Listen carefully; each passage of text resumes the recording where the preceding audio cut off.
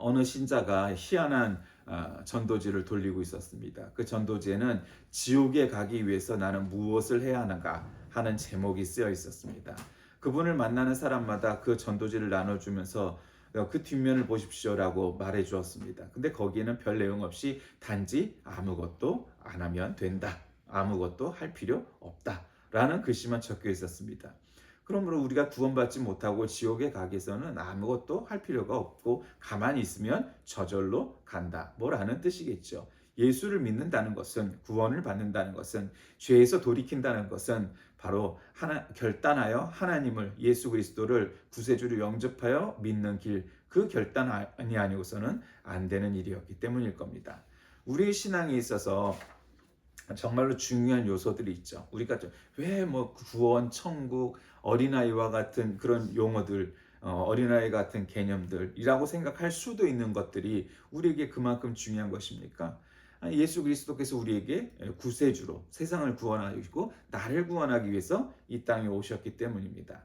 1월 첫째 주가 보통 이제 주연절로 첫째 주일이 되기가 쉽고, 물론 이제 그 전에 주일이 올 수도 있지만 날짜상으로 뭐 보통 이제 그런 편입니다.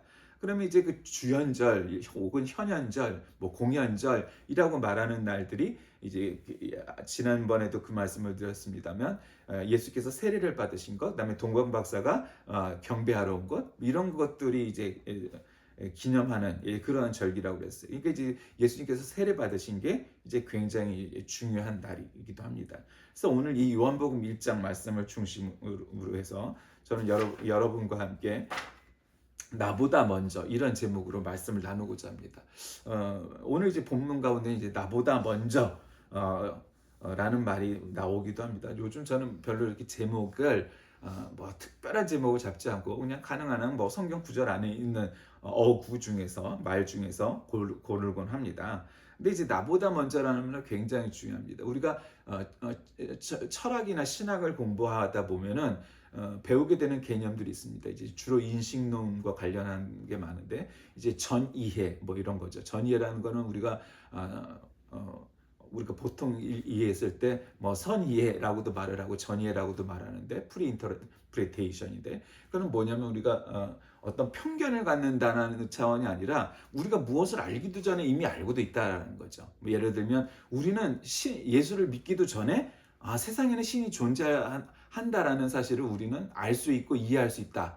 뭐 그게 어떤 분인지 어떤 신인지 이름이 뭔지는 모를 수 있어도, 아니야, 세상에는 분명히 신이 계셔, 뭐라고 알 수 있다라는 거죠. 뭐 이제 그런 게 이제 선이해 혹은 전이해라고 말을 하는 이제 개념입니다. 그러니까 철학이나 신학에는 그런 게 있죠. 우리가 이제 철학과 문학의 다른 점은 이런 거죠. 보통 이제 철학은 약간 T에 가까운 사람들이 좋아하거나 하기가 쉬운 거고, P에 가까운 사람들은 이제 문학을 하기가 쉽죠. 그러나 어쨌든 P냐 T냐 관계없이, 철학이냐 혹은 문학이냐 관계없이 모든 사람들은 이 철학과 문학을 통하여서 혹은 그런 상상력과 그런 개념으로 세상의 지평을 넓혀갑니다. 그런데 이제 나보다 먼저라는 것은 선제라는 개념이 나오죠. 신학에는 편제라는 거 이제 어느 곳에서나 다 계시다 할 때 우리가 편지하시다라는 어려운 말을 쓰죠. 옛날에는 어려운 말이 아니었는데 지금은 안 쓰는, 보통 잘 안 쓰는 말이니까 편제라는 말을 쓰고, 선제, 먼저 있었다, 먼저 존재했다라는 뜻이죠. 그러니까 이 말은 예수님께서 내가 태어나기도 전에, 인간이 만들어지기도 전에 이미 먼저 계셨다, 뭐 할 때 보통 선제라고 말을 하죠. 선제하셨고 지금은 편지하시죠. 어느 곳에나 계시죠. 뭐 하나님의 그 속성 가운데 하나입니다. 그러니까 우리가 이 신개념 혹은 성경의 개념들 뭐 이렇게 배우다 보면은, 지난번에도 그와 관련된 말씀을 나눈 적이 있지만, 우리가 분명히 알아야 될 게 있어요. 기독교는 종교가 아니다, 뭐 이런 거. 그러니까 기독교는 종교가 아니니까, 그러면 성경이 말씀하시는 혹은 예수 그리스도께서 우리에게 가르치시는 가장 중요한 개념은 뭐냐? 그거는 너희들이 주일마다 너희의 교회 다니는 교회, 출석하는 교회 나와서 헌금도 많이 하고, 멋진 정장 입고 꼭 나와서 뭐 앉았다 일어섰다도 많이 하고, 암송도 많이 하고, 기도도 크게 하고, 뭐 박수도 세게 치고, 아멘도 많이 하고, 그래야만 훌륭한 신자가 되는 거란다, 이렇게 말하는 게 아니라는 거예요. 여러분, 우리 프로테스탄트 교회의 예배가 카톨릭의 미사나 혹은 동방정교의 예배나 혹은 뭐 불교의 뭐 혹은 이슬람의 뭐보다 의식이 없잖아요. 그렇죠? 의식이 없다는 건 뭐예요? 그 별로 그냥 심심하다는 거예요. 그냥 간단하게 슴슴하다는 거예요. 음식으로 따지면은 뭐 앉았다 일어서는 것도 없고 외우는 것도 없고 주고받는 대사 같은 것도 없고 우리 다른 동방정교회나 로마 가톨릭에 보면 그런 거 되게 많잖아요. 그러니까 우리는 그런 거 없어요. 그러니까 우리가 중심으로 하는 건 뭐예요? 우리는 찬양과 기도와 말씀. 그게 가장 중요해요. 그 중에서도 이제 말씀이죠. 그게 제일 중요한 거예요, 우리 예배는. 근데 이제 뭐 로마 가톨릭에 뭐 어떤 사람은 뭐 미사와 예배는 다르다, 차원이 다르다, 뭐 이런 얘기하는데 그건 지주장이고 그네들의 이 예배 혹은 미사의 순서엔 의식이 많죠. 리터지가 많아요. 앉았다 일어섰다 뭐 말도 나누고 어쩌고 저쩌고 이런 게 많아요. 그 다음에 꼭 미사 때마다 성찬례가 들어가죠. 그게 꼭 들어가요. 그 원래 우리도 사실은 성찬례는 꼭 들어가는 것이 지향해야 될 바예요. 꼭 그렇게 하는 게 좋아요. 근데 이제 굉장히 이제 번거로움이 많다 뭐 이런 거니까 사실 우리나라 뭐 이제 세계의 로마 가톨릭 교회에서 미사에는 포도주가 없죠. 그냥 떡만 받는 것과 많은데 사실 그건 그렇게 따지면 그것도 역시 또 반쪽짜리죠. 그러니까 의식이라는 건 많아질수록 뭐 거룩해 보이고 멋있어 보이고 뭐 그런 느낌은 확실히 있어요. 근데 그에 비하면 우리 기독교 예배는 굉장히 그런 거 뭐 거룩하지가 않은 것 같아. 뭐 이런 느낌 나죠. 근데 또 대신에 이제 로마 가톨릭 교회 그 신자들이 이제 기독교 예배에 와 보면은 이제 그런 느낌이 드는데 또 한편 이제 깜짝깜짝 놀라는 게 있죠. 우리가 소위 열린 예배라고 말하는 그 뭐 찬양 예배 있잖아요. 뭐 콘서트처럼 하잖아요. 일어서기도 하고 막 통성 기도도 하고 막 그런 분위기를 보면 또 깜짝 놀라요. 예. 그 카톨릭 교회에서는 볼 수가 없는 스타일의 예배잖아요. 그럼 이제 그런 예배도 우리에겐 또 있어요. 그러니까 의식이 많은 예배가 리터지가 많은 예배가 좋은 예배냐 아니냐 이거는 뭐 여러 가지 논란이 있어요. 그럼 왜 우리 프로테스탄트 개신교회의 예배가 이렇게 의식을 많이 배제한 예배가 되었느냐? 그거는 우리가 본질의 중심을 두기 때문에 그래요. 그러니까 본질의 중심을 둔다는 건 뭐겠어요? 그런 여러 가지 복잡한 의식은 예수님께서 혹은 성경에서 그렇게 가르친 내용은 아니라는 거죠. 어떻게 하다 보니까 역사가 쌓이면서 생겨난 거예요. 물론 거기가 다 비성경적이다 이런 건 아니지만 그걸 굉장히 확대 해석하고 하다 보니까 성경에 기록되지 않은 것도 많아요. 뭐 가톨릭에는 칠성사라고 그래서 뭐 여러 가지 성례 성찬 같은 내용이 많잖아요. 뭐 장례도 있고 뭐 유아 세례도 있고 뭐 기타 등등 뭐 신유도 있고 뭐 있어. 그런 칠성례 혹은 칠성사라고 부르는 것도 우리는 다 인정 안 해. 왜냐하면 성경에서 기록된 거 딱 두 가지밖에 없어요. 그런 의식 구조 안에서는. 그 뭐냐? 세례죠. 두 번째는 세례하고 성만찬만 성경에 나오는 거예요. 예수님이 직접 하신 거예요. 그러니까 우리가 인정하는 거는 예수님이 받으신 세례와 예수님께 제정하신 성만찬. 이 성찬만 성경에 나와 있는 성경적인 의식, 이런 세레머니라고 생각을 하는 거죠. 그게 얼마나 성경적이에요. 그러니까 우리는 굉장히 본질에 집중을 하고 쓸데없는 것들을 다 빼버렸어요. 담백하죠. 그러니까 재미가 없어 보일 수는 있지만 굉장히 성경적인 거예요. 그게 본질을 추구한다는 거죠. 그리고 오직 말씀에 집중을 많이 하는 그런 스타일인 거예요. 왜 우리가 그렇게 말씀에 집중을 하느냐?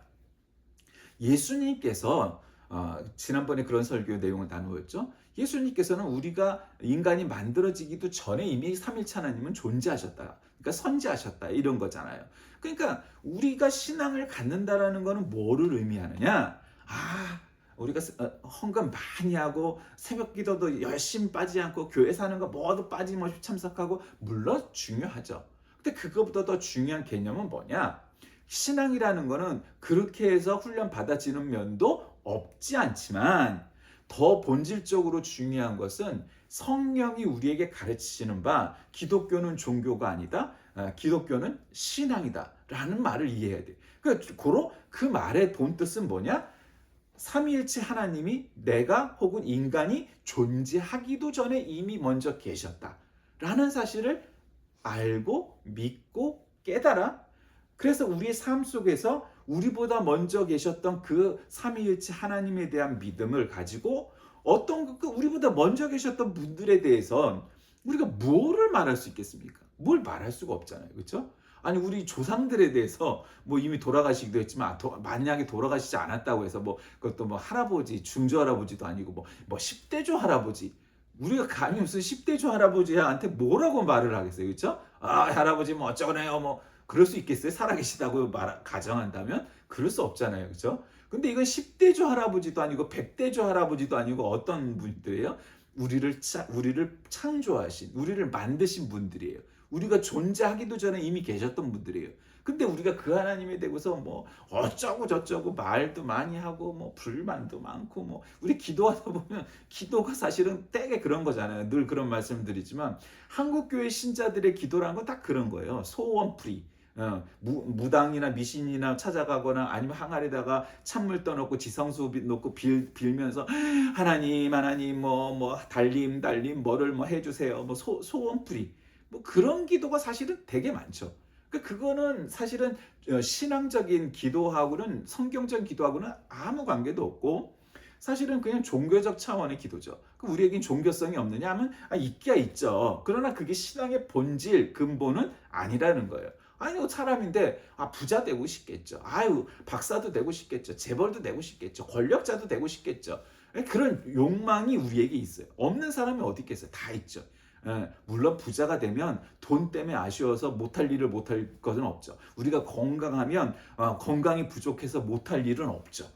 권력이 있으면 권력이 없으면 못할 일도 얼마든지 할 수 있겠죠. 학식이 많으면 학식이 많기 때문에 우리가 무식했을 때 할 수 없는 일도 할 수 있겠죠. 그런 장점, 가능성, 영향력 그런 것들이 커지기 마련이에요. 그러면 하나님께서 와 그래 그게 정말 모든 인간들에게 다 필요하고 정말 중요하다고 했다면 예수를 믿기만 해도 그 모든 것들을 우리에게 다 채워주셨어야 마땅하잖아요. 하나님 모든 거 정말 좋으신 하나님이고 뭐 우리 아버지신데 근데 그렇지 않다. 왜 그렇겠어요? 그것들이 우리의 인생을 우리의 믿음을 유지하는데 다 필요하다고 여기지 않으신다는 거예요. 전혀 관계 없다라는 거예요. 그러니까 우리에게 이걸 다 채워주시지 않았다는 거예요. 그 우리에게 진정으로 중요한 건 뭐겠어요? 본질적으로 그 믿음이에요. 우리 인생이 성공했느냐, 성공적인 삶을 살았느냐, 아니냐의 차이는 딱 한 가지. 그건 믿음입니다. 믿음이 없이는 세상을 바로 볼 수가 없고 세상을 이해할 수가 없어요. 아까도 말씀드렸듯이 어느 시대에 살았던 사람이나 우리가 어떤 전이해를 갖고 있는 사람들이 있다고 그랬죠. 이거는 신은 하나님은 이건 존재하지 않을 수가 없어. 이건 계실 수밖에 없어. 예수를 알기도 전에 이미 그걸 깨달은 사람들이 어디나 많이 있을 수 있죠. 그건 뭐겠어요? 세상을 바라다 보면서 이게 우연히 이렇게 이런 모습을 갖추게 되었다고? 인간이 우연히 이렇게 생기게 됐다고? 이런 거가 아니라는 거지. 우리는 필연적인 존재라는 거죠. 어떤 목적을 가지고 인간을 만들고 세상을 만들고 했으니까 이걸 설명하는 것이 더 쉬운 일이지 우연히 세상이 만들어지고 우연히 인간이 생겨나고 라고 설명하는 건 너무도 참 나이브한 얘기죠. 예. 별로 설명할 길이 없는 거죠. 그냥 우연이니까. 그런 속에서 우리가 상상할 수 있는 건 뭐겠어요? 그냥 우연히 만들어진 존재니까 그냥 우연히 왔으니까 그냥 대충 살면 되는 거죠. 결국 그런 걸로 가든지 아니면 공산주의와 같은 유물론에 빠지고 뭐 혹은 그런 과학적인 뭐라는 걸 더 씌워서 결국 유물론 사고에 빠지게 마련인 거죠. 그렇지 않다. 그 중에서 예수님께서는 이미 우리가 태어나시기도 전에 계셨는데 오늘 세례자 요한은 뭐라고 예수님을 가리킵니까? 세상 죄를 지고 가는 하나님의 어린 양이라는 거죠. 보시오, 세상 죄를 지고 가는 하나님의 어린 양입니다. 우리는 이제 어린 양이 예수님이라는 걸 너무도 어렸을 때부터 배워오고 들어왔잖아요. 그러니까 뭐 대단히 좋은 말인 것 같지만 사실 이 얘기를 아주 직설적으로 풀으면 뭐예요? 보시오, 세상 죄를 지고 오는 하나님의 제물입니다 라는 뜻이잖아요. 제물이라는 건 뭐예요? 예배 때 제사 때 데려가서 목 따고 뭐 각 뜨고 뭐 털 뜯고 뭐 불에 태워서 뭐 소제 번제는 이렇게 하고 속거제는 이렇게 하고 속제제는 뭐 이렇게 하고 지금 뭐 그 일일이 저기 하기는 그러니까 그런 예배 이 레위기에서 가르치는 대로 제사 방법에 따라 제물을 태우고 해서 제사를 드리는 게 그게 제물이잖아요. 그러니까 하나님의 어린 양이란 건 하나님의 제물이란 뜻이에요. 그러니까 이 어린 양이라는 말이 뭐 그렇게 막 우리는 어린 양을 그리려면 굉장히 이쁘게 어린 양을 그리니까 막 순수하고 막 아름답고 그런 게 아니라 곧 있으면은 불에 태워질 존재가 제물 어린 양인 거예요. 그 세례자 요한은 그렇게 말하는 거죠. 그러니까 내 뒤에 한 분이 오실 터인데 그분은 나보다 먼저 계시기에 나보다 앞서신 분입니다. 세례자 요한이 먼저 사람들한테 떴단 말이에요. 한마디로. 그러니까 사람들은 세례자 요한을 알아도 예수라는 존재는 알지 못해요. 지금 이 대중적으로. 그러니까 그럼에도 불구하고 내가 먼저 떴지만 나라는 존재는 예수님이란 분 앞에는 그분은 나보다 앞서신 분이고 나는 그분을 소개하기 위한 사람이다. 그 세례자 요한은 그래서 소위 말하는 구약의 마지막 선지자고 신약의 첫 사도다. 뭐 이런 별명이 있어요. 그 세례자 요한을 중심으로 해서 구약과 신약을 나눌 수도 있다. 뭐 이런 말도 있어요. 예, 물론 이제 예수님을 중심으로 나누지만 그만큼 그 예수님의 프레게임 같은 거잖아요. 우리가 올림픽을 하기 전에 그 도시에서 프레올림픽을 하잖아요. 왜 그래요? 올림픽을 잘 할 수 있는 업날을 갖다 시험하기 위해서 올림픽은 정식 올림픽은 아니지만 좀 작아도 그런 규모의 전 종목들을 이렇게 해보기도 하는 경우가 있죠. 우리가 88 올림픽을 하기 전에 86 아시안 게임을 하면서 그런 걸 시험해 봤잖아요. 그러니까 88 올림픽 때 더 잘할 수 있도록. 근데 그렇게 하듯이 세례자 요한은 우리에게 그런 존재다 이 말이에요. 그래서 나도 이분을 알지 못하였습니다. 내가 와서 물로 세례를 주는 것은 이분을 이스라엘에게 알리려고 하는 겁니다. 그러면서 나는 성령이 비둘기같이 하늘에서 내려와서 이분이 머무는 것을 보았습니다. 나를 보내어 물로 세례를 주게 하신 분이 하나님이 나에게 말씀하시기를 성령이 어떤 사람 위에 내려와서 머무는 것을 보거든 그가 바로 성령으로 세례를 주시는 분임을 알아라. 예. 여기 성령 나오잖아요. 그렇죠? 그러니까 혹자는 마가의 다락방에서 예수님이 돌아가시고 나서 마가의 다락 승천하시고 나서 마가의 다락방에 모여갖고 만찬을 나눌 때 성령이 처음으로 임했다라고 처음으로 임한 건 아니에요. 성령은 창세 전에도 계셨고 구약 시대에도 계셨고 지금 뭐 요 가까운 우리가 분명히 성경에 복음서에 기록되어 있는데 마가의 다락방 이전에도 지금 성령의 존재가 드러나잖아요. 그렇죠? 잘 그걸 모르고 성령은 마가의 다락방에서 처음으로 등장하셨다 이렇게 말하는 표현들이 있는데 그건 옳지 못한 표현입니다. 어쨌든 성령이 비둘기같이 하늘에서 내려와서 이분 위에 머무는 것을 보았습니다. 그러면서 그분을 물로 세례를 주게 하신 분이 성령이 어떤 사람이 되어서 머무는 것을 보거든 그가 바로 성령으로 세례를 주시는 분임을 알아라. 그런데 나는 것을 보았습니다. 그래서 나는 이분이 하나님의 아들이라고 증언하는 것입니다. 이렇게 고백을 하면서 이 얘기를 해요. 여러분, 나보다 먼저 계시는 분, 그분은 하나님일 수밖에 없죠. 하나님이 아니고서는 그게 불가능하겠죠. 이 요한복음 전체 이게 서론이란 말이에요. 여러분 아다시피 요한복음 제사복음서예요. 마태, 마가, 누가는 공관복음서예요. 이 복음서들은 전에도 그 복음서 이제 복음서 개론을 말씀드렸지만 최초로 쓰여진 성경은 마가복음이죠. 공관복음 중에. 그리고 또 하나의 복음이 있는데 그건 이름이 알려져 있지 않아요. 전해지지 않아요. 근데 우리가 그 내용을 어떻게 알았냐면 이 공관복음과 이제 요한복음 더불어서 공부를 하다 보면 이 마태, 마가, 누가의 공통된 내용들이 있어요. 근데 그게 거기에 있지 않은 공통된 내용이 있어요. 무슨 말씀인지 이해가 되죠? 공통된 내용인데 존재가 없어요. 그러니까 이 세 복음을 연구하다 보면 우리에게 지금 전해지지 않지만 공통된 자료, 소스가 있다는 거예요. 그게 뭐냐? 몰라 우리는. 그래서 그걸 Q복음서, 퀘스천인 거죠. 그 Q복음서라고 말하는 거예요. 그 Q복음서라는 게 있었을 가능성이 있다라고 신학자들은 얘기하는 거예요. 이 Q복음서, 그다음에 마가복음, 거기가 이제 최초로 만들어진 복음서들이고 그 다음번에 이제 마태, 누가, 맨 나중에 요한복음이 나와서 이 복음서들이 이렇게 기록이 되었단 말이에요. 그러니까 그 얘기는 뭐냐? 그 복음서들이 서로가 비슷하거나 똑같거나 혹은 전혀 자기만의 고유한 소스를 가지고 이 복음서들을 기록해 나왔어요. 그러니까 그러면서 그럼에도 불구하고 똑같이 얘기하는 게 뭐예요? 나보다 먼저 계신 이가 성령님, 나보다 먼저 계시니까 예수님이라는 것을 분명히 얘기하는 거죠. 그러니까 요한복음 이 전체 서론에서 공간복음의 내용이 객관적 성격을 띤 어떤 그 전기적인 내용 혹은 전기체적인 내용인데 반해서 예수에 대한 주관적 해설을 하는 것이 요한복음입니다. 그러니까 그런 특징이 본장에 잘 나타나죠. 그러니까 신학적으로 이제 로고스 혹은 이게 로고스는 원래 이성이라는 뜻을 가진 헬라어였는데 이게 이제 말씀이라는 개념으로 확장되죠. 그러니까 이런 것들이 요한복음적인 내용이에요. 그러니까 여러분 이 복음서를 통하여서 우리가 깨달을 수 있는 건 뭐겠어요? 객관적으로. 그러니까 이제 마태, 마가, 누가복음과 같은 이 공간복음은 유대인들이 이해하기가 쉬운 내용들이죠. 근데 요한복음은 뭐예요? 헬라인이나 이방인들이 이해하기가 더 쉽도록 객관화시켜 갖고 만든 내용이에요. 그러니까 이 사도 요한이 얘기하고자 하는 게 뭐겠어요?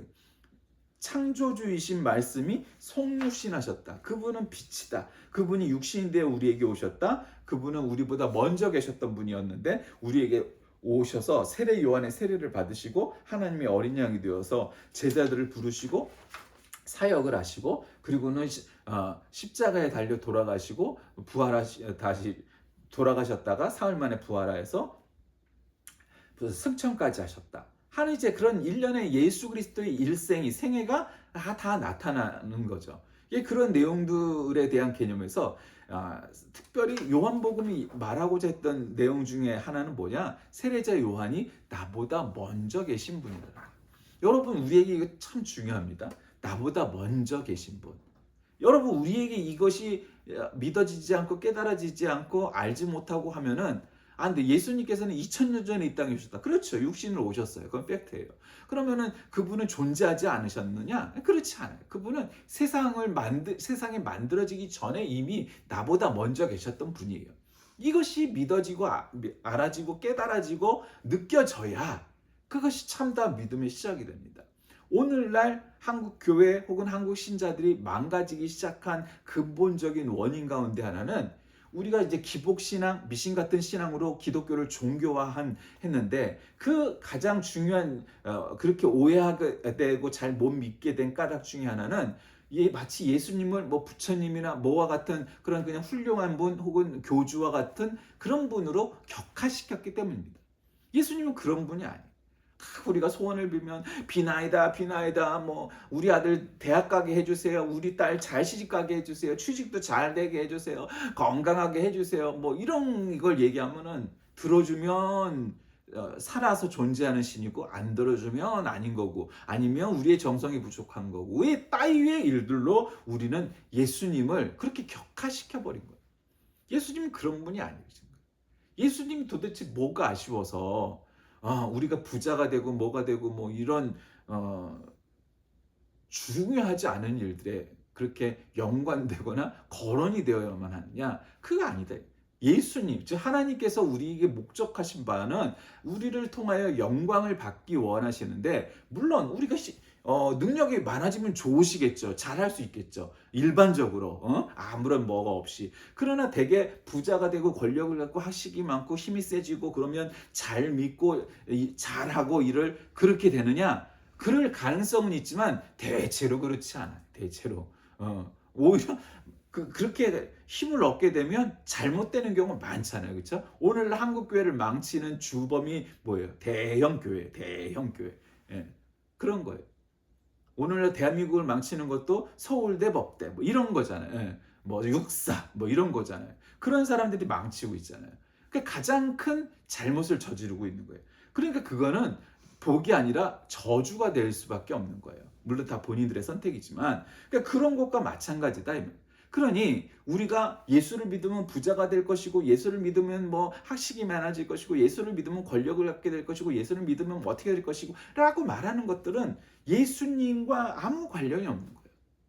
물론 예수님께서 하나님께서는 우리가 잘 되길 바라시죠. 여러분 자식을 낳아서 키우다 보면 자식 잘 되길 바라지 않는 부모가 세상에 어디 있겠습니까? 건강하게 태어났으면 좋겠고 큰 병 없이 자랐으면 좋겠고 좋은 학교 가서 잘 공부했으면 좋겠고 좋은 짝 만나서 결혼했으면 좋겠고 그렇게 일하다 보면 어느 정도 그 경제적으로 부족함 없이 또 경제도 윤택했으면 좋겠고 다 그런 바람 갖고 있죠. 어느 부모인들 하나님도 마찬가지로 우리에게 그런 바람을 갖고 계시지만 자식이 설사 건강하지 못하고 태어날 때부터 장애를 갖고 태어났으니까 너는 내 자식이 아니야? 라고 말하는 건 부모가 아니죠.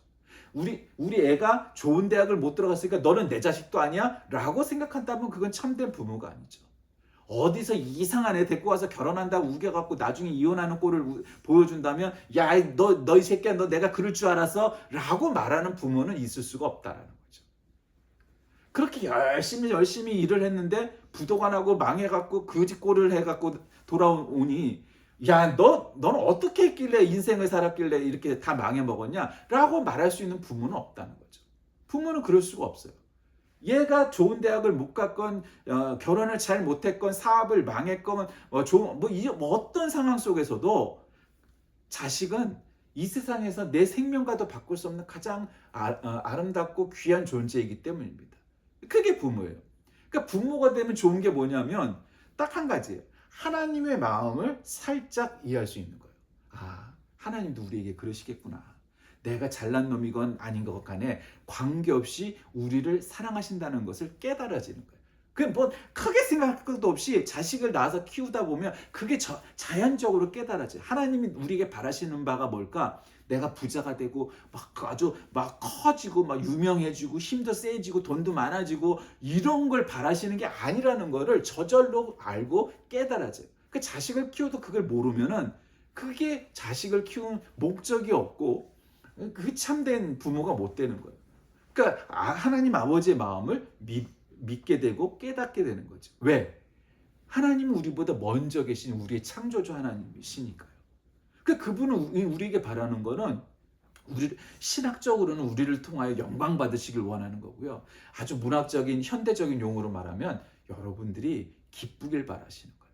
여러분이 행복하시길 바라는 거예요. 여러분의 삶이 의미가 있길 바라시는 거예요. 여러분이 뭐 부자가 되고 뭐가 되고 이런 게 아니라 여러분이 기쁘고 행복하고 복된 삶을 살길 바라는 게 하나님의 마음이에요. 왜? 나보다 먼저 계신 분이니까, 우리 부모 되시니까, 우리 아버지가 되시니까 그분의 바람은 똑같은 겁니다. 말씀을 정리합니다.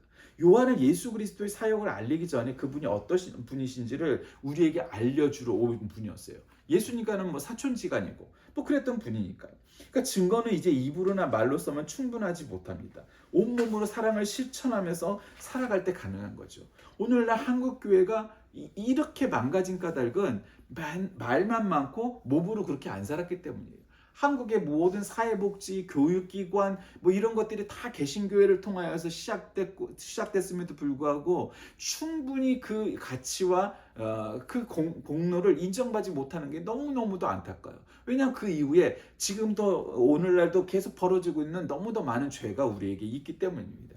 그러기 위해서는 어떻게 되겠어요? 나보다 먼저 계신 하나님, 나보다 먼저 계신 예수님, 나보다 먼저 계신 성령님의 존재가 우리를 통하여 바라시는 것은 우리가 대형 교회가 되고 우리가 부자가 되고 이따위의 일들이 아니라 신앙의 본질, 이 세상을 만드시고 우리를 구원하시고 이 땅에 마지막에 재림주로 오실 예수 그리스도를 통하여 우리의 삶이 그분을 통하여 변화가 되고 그분만을 믿고 가고 우리가 어떠한 상황 속에서도 포기하지 않고 이 믿음을 놓칠 수 없다라는 굳건한 믿음을 가지고 늘 예수님께서 우리에게 말씀하시고 가르치시는 바를 흔들리지 않고 우리의 인생을 살아 나아가야겠다.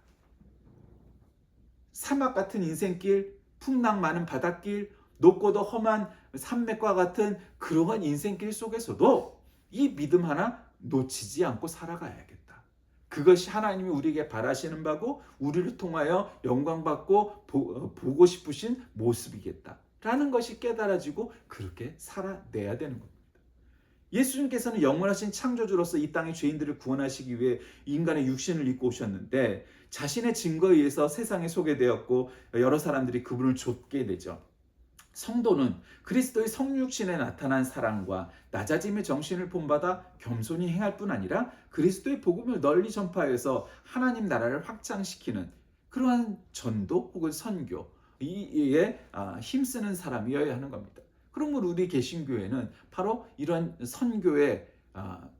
선교를 목숨과 같이 여기고 우리의 사명으로 여기고 태어난 그러한 종파입니다. 그러니 카톨릭보다도 우리가 더 선교에 열심을 다하였던 그런 역사가 있죠. 지금도 마찬가지로 그러고 있죠. 한국 교회가 잘했던 일 중에 하나는 그렇게 선교에 전심을 다하였다는 것이죠. 오늘날 우리는 어떻습니까? 선교사로 혹은 선교로 나가겠다는 일들은 많이 줄어들고 어쩌면 옛날과 같이 그렇게 열심을 다하지 않는 것은 아닐까요? 우리의 사명이 무엇인지를 깨달아 나보다 먼저 계신 예수님께서 우리에게 바라는 바 그 일들을 다 해내시는 저 여러분 다 되시길 주의 이름으로 간절히 기도하겠습니다.